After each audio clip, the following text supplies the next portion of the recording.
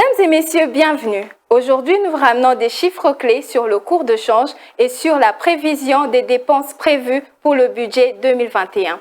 Commençons par le taux officiel qui est celui de la Banque centrale du Congo où 1 dollar vaut 1980 francs congolais, un franc CFA revient à 3,58 centimes et 1 euro se marchande à 2353 francs congolais. Sur le marché parallèle, notamment dans la commune de Nsele, 1 dollar se négocie à 2000 francs congolais, un franc CFA vaut 3,62 centimes et 1 euro s'altère à 2360 francs congolais. Cheminons à présent avec la composition des dépenses du budget prévu en 2021. Les dépenses de l'État comprennent des dépenses du personnel, de fonctionnement, d'intervention, d'investissement ainsi que le remboursement des intérêts de la dette. Aujourd'hui, le budget de l'État propose des dépenses regroupées en 4 grands secteurs. Primo, la conjoncture dans le secteur politique, défense et sécurité représente 25,26% du budget général, soit 3 423 milliards de francs congolais.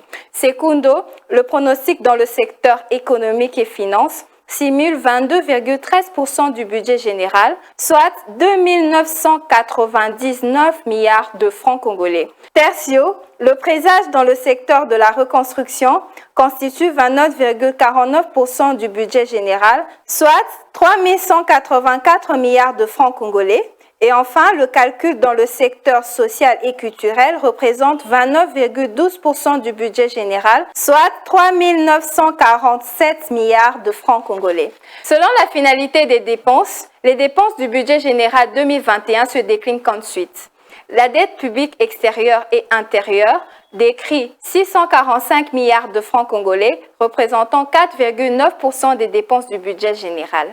Les frais financiers symbolisent 269 milliards de francs congolais, soit 0,2% des dépenses du budget général.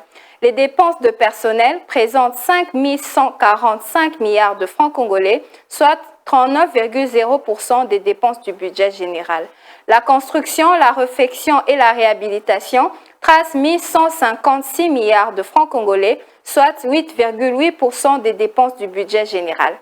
En rappel, le gouvernement entend mener des actions en vue de l'amélioration des conditions de vie du Congolais en mettant l'accent notamment dans l'investissement dans les secteurs porteurs de croissance, sur la gratuité de l'enseignement de base et sur la couverture santé universelle ainsi que sur les dépenses de sécurité. Merci de nous avoir suivis et à la prochaine dans Chiffres Clés.